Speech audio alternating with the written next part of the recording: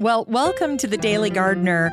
It is March 11th. I'm your host, Jennifer Ebling, and there are just 9 days until the first day of spring. We're closing in now. Today, we celebrate a botanical illustrator who's remembered as one of the greats from the 17th century. And we also learn about a woman who battled the prickly pear cactus. Not an easy thing to do. And we'll hear an excerpt from an expert on growing giant hybrid Delphinium, one of my favorite plants, and why we should really think of these as annuals and not perennials. We grow that garden library today with a book about growing food in your own backyard. Timely topic. And then we'll wrap things up with the story of a magnificent tree that met its demise on this day in 1992. But first, let's check out today's curated news.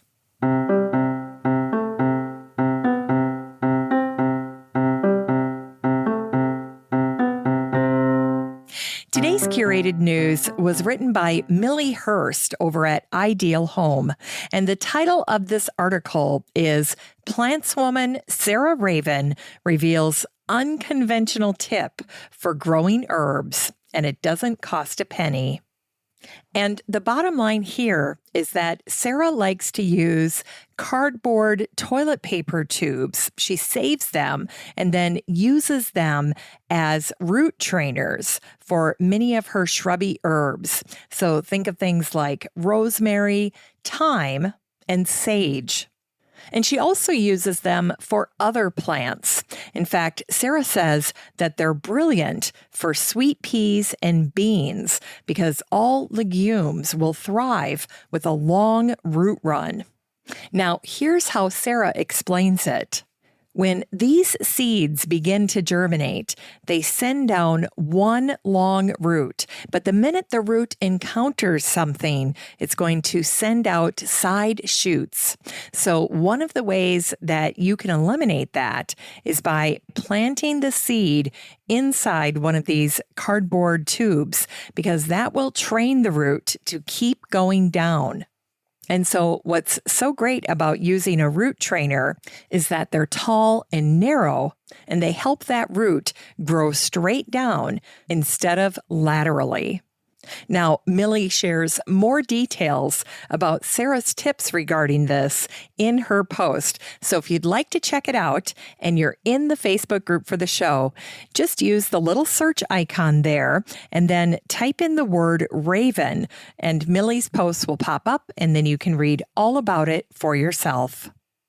And if you're not in the Facebook group for the show yet, don't worry about it. It's so easy to join. Just try to remember the next time you're on Facebook, head on up to the search bar, type in Daily Gardener Community, where you'd search for a friend, and then request to join.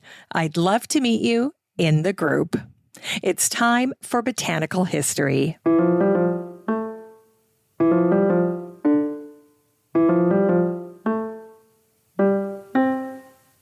Here's botanical history for today, March 11th.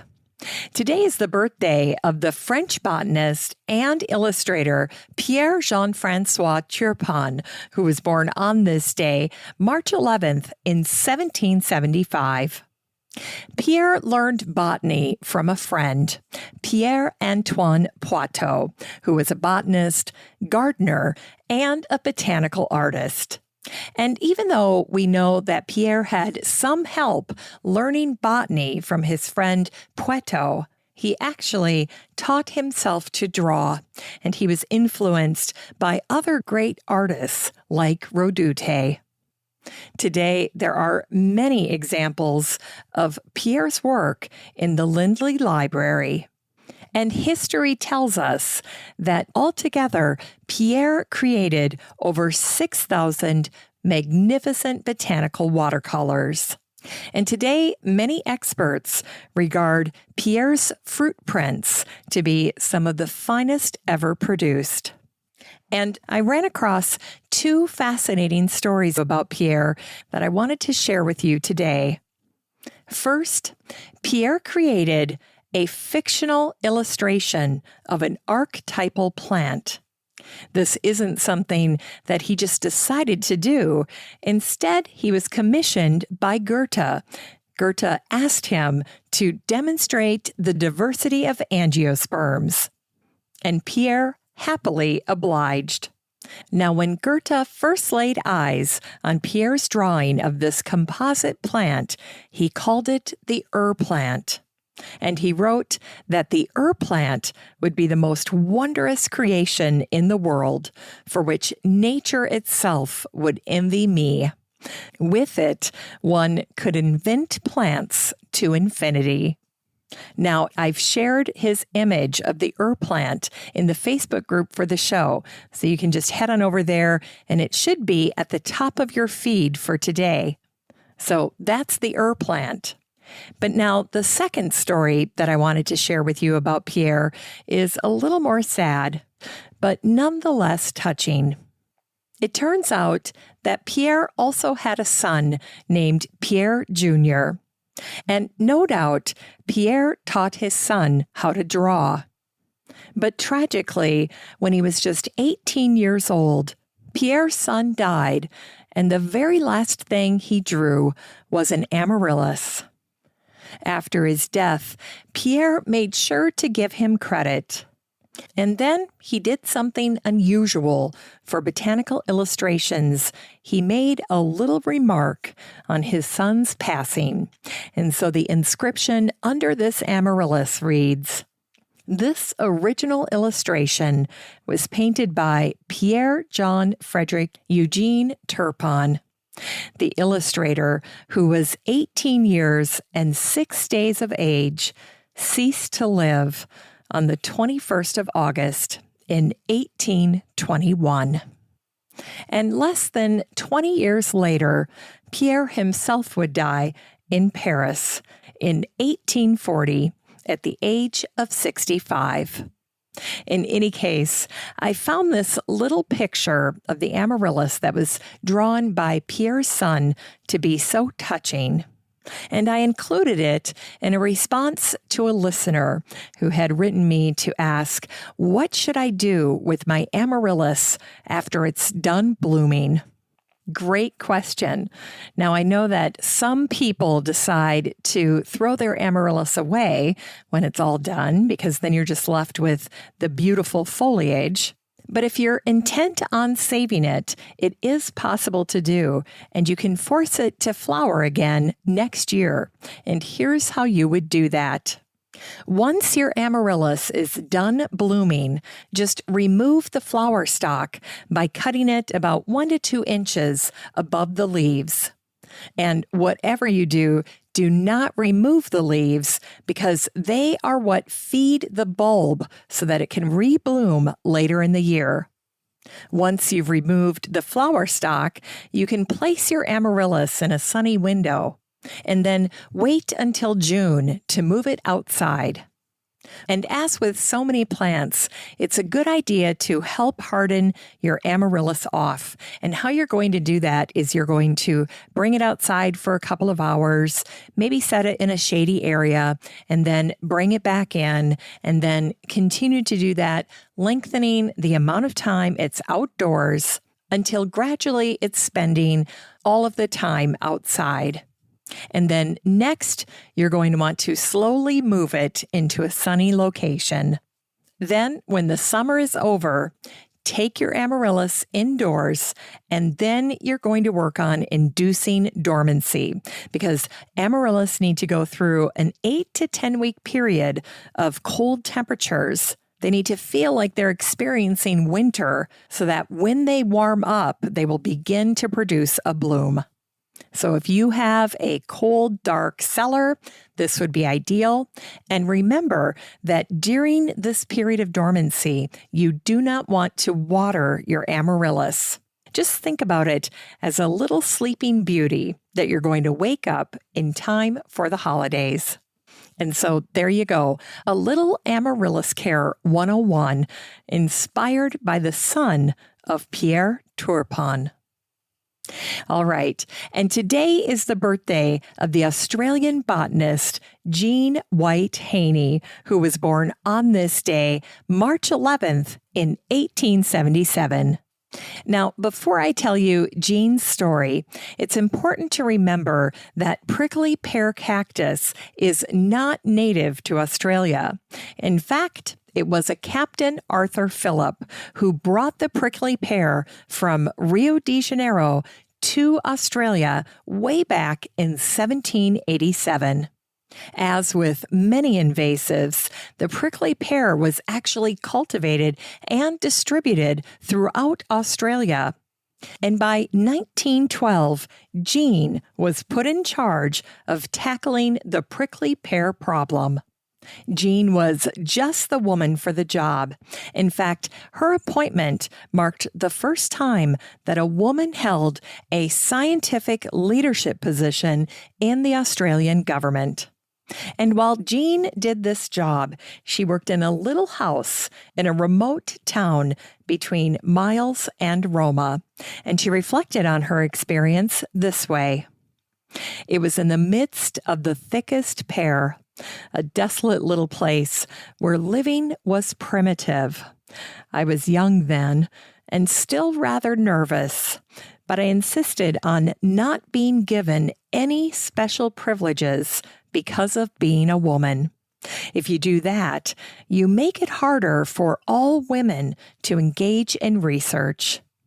The inevitable response to any suggestion that a woman should be sent out on field work is, but she couldn't live out there alone. Failures of women who cannot rough it would naturally be magnified. I lived in the little public house there and worked on my fascinating job with all the enthusiasm of those who see small beginnings to great ends. And the methods chosen for experiment were the introduction of suitable insects and poison. Jean's work with the prickly pear led her to meet an American scientist named Victor Haney. And by 1915, the two were married. And 15 years later, the couple moved to the United States, where Jean and her husband lived the rest of their lives. Now, as for the prickly pear, here are some fun facts. The leaves of the pear, known as pads, are actually not leaves at all, but modified branches. And as you might have suspected, those pads are perfectly suited for water storage, photosynthesis, and flower production. And while you might think that the prickly pear can only grow in hot climates, many prickly pear are cold hardy, and they can survive temperatures as low as 30 degrees below zero. And finally, here's something you might not have known. The prickly pear is actually a great pollinator plant. In fact, Charles Darwin noticed that the flowers of the prickly pear cactus had thigmotactic anthers, and that just means that they like to curl over and then deposit their pollen when they're touched. And apparently, the bees love it. It's time for Unearthed Words.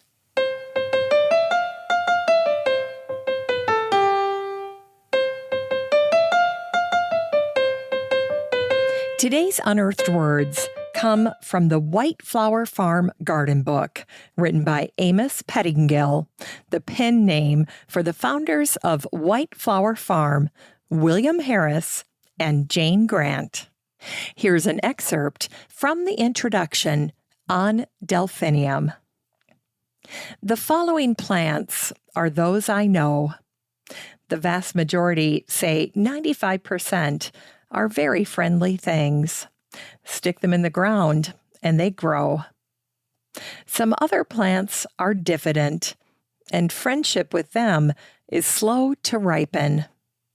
Great hybrid Delphinium, the queen of flowers, is an example. The reader will recall that the first time I produced perennials, the 6 to 7 foot Delphinium stalks were so sensational that I gave up golf for gardening. Then it took me 10 years to reproduce that first crop. Why?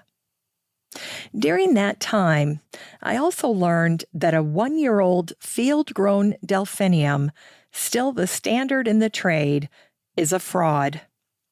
If we can't transplant the things successfully in the nursery, and we never can, one needs little imagination to realize what a problem such plants are to the home gardener. The successful transplant is one started from seed in a 3-inch peat pot in a greenhouse in January. If planted early in a rich border, it will hit 6 feet by the end of July. Also, few garden writers or nurserymen admit that giant hybrid Delphinium are so far from being true perennials that they must be planted like annuals to get consistent results. But that's God's truth about lovely things. Of course, there are a few giant hybrids that last for 5 years, but they are sensational only because they have lived so long. Their flower spikes are just average.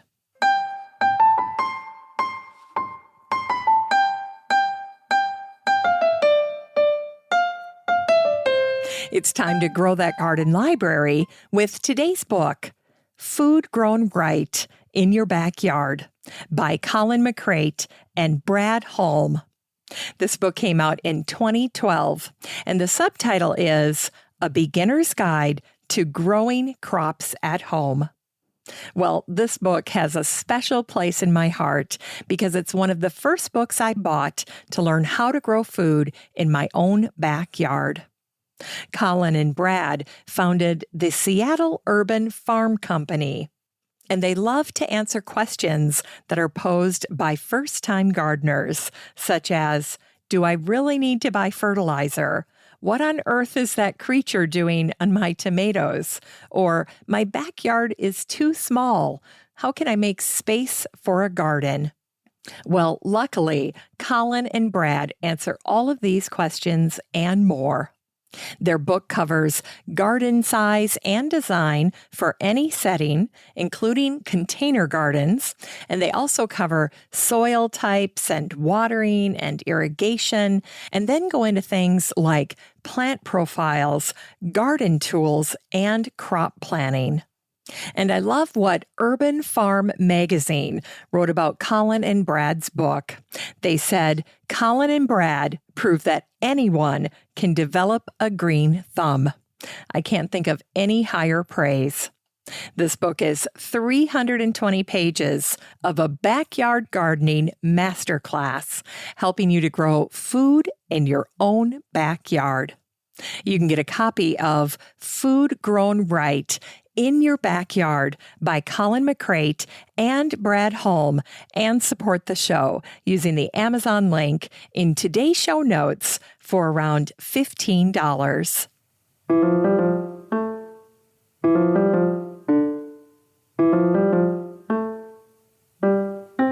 Finally, here's something sweet to revive the little botanic spark in your heart.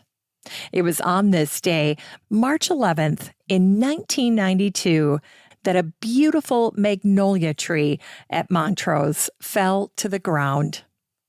And the story of the tree was shared in the Berkshire Eagle in Pittsfield, Massachusetts, and the title was In Memoriam of Montrose's Priceless Tree by the great garden writer Alan Lacey.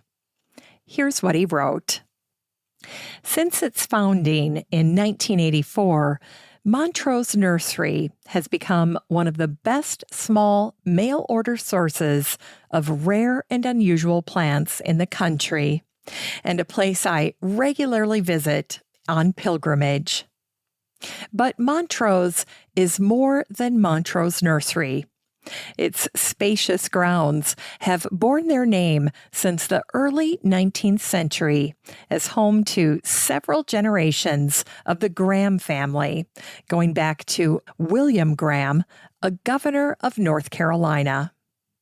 Since 1977, the owners of Montrose have been Crawford Goodwin, a professor of economics at Duke University, and Nancy Goodwin, the proprietor of the nursery. But the Goodwins say they are primarily stewards of this historic property, and I have long suspected that its true owners are not human beings, but trees. Billowing hedges of ancient boxwood embrace the two-story White House and define parts of the garden, separating it from a rolling meadow that in March is a sea of daffodils. Above the garden and its broad green lawns, trees stand sentinel. But one tree in particular has always seemed emblematic of Montrose.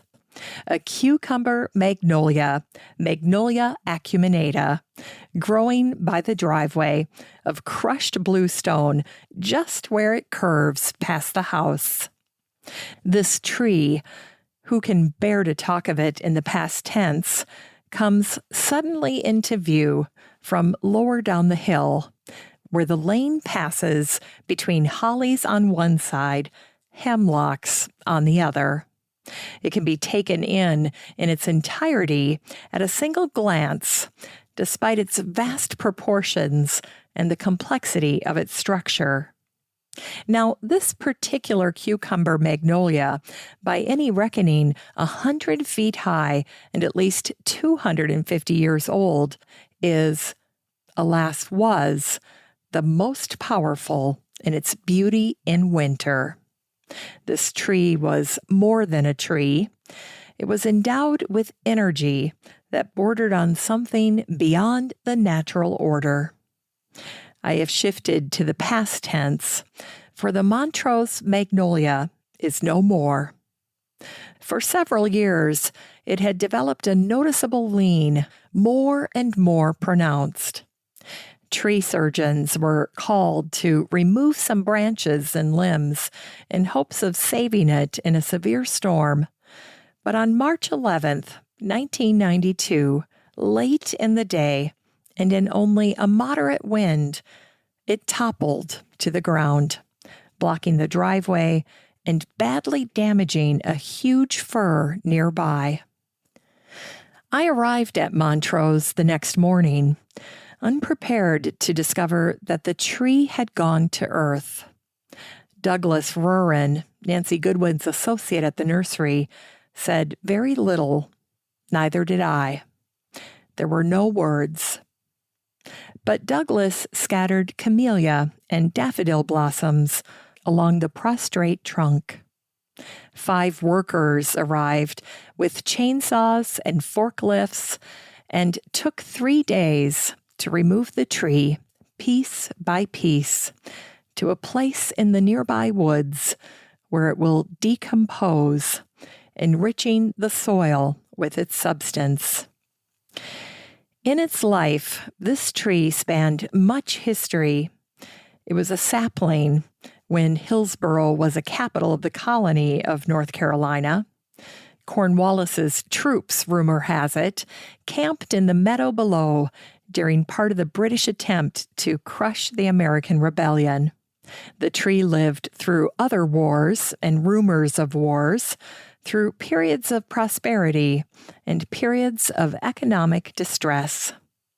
This tree had many friends, and they mourn its loss, passing on the news by telephone. They called the Goodwins to offer sympathy and to express their conviction that when this magnolia fell, it left a wound in the world that will not soon heal. Thanks for listening to The Daily Gardener, and remember, for a happy, healthy life, garden every day. Hey, thanks for spending part of your day with the Daily Gardener. If you want to read even more botanical brevities, just head on over to thedailygardener.org. That's where you can find all the stories, biographies, and books that I share on the show.